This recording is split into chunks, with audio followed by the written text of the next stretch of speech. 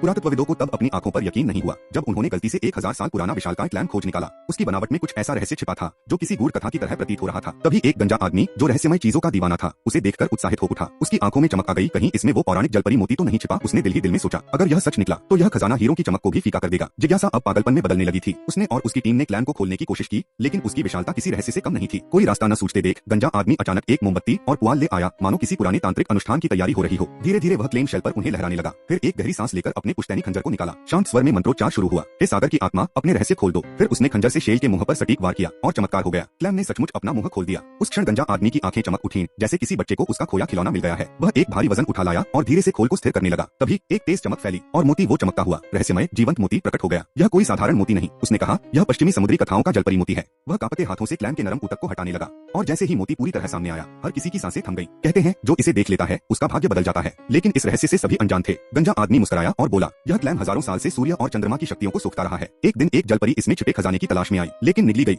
दोनों की आत्माएं एक हो गईं और तभी जन्म हुआ इस दिव्य मोती का। लेकिन जैसे जैसे लालच उसकी आंखों में गहराने लगा, वह पूरा क्लैम ही ले जाना चाहता था। शोधकर्ताओं ने विरोध किया, यह सिर्फ खजाना नहीं, पारिस्थितिकीय विरासत है। लंबी बहस के बाद अंततः गंजा आदमी भारी मन से सहमत हुआ। उसने मोती को देखा, क्लैम को सहलाया और समुद्र की लहरों को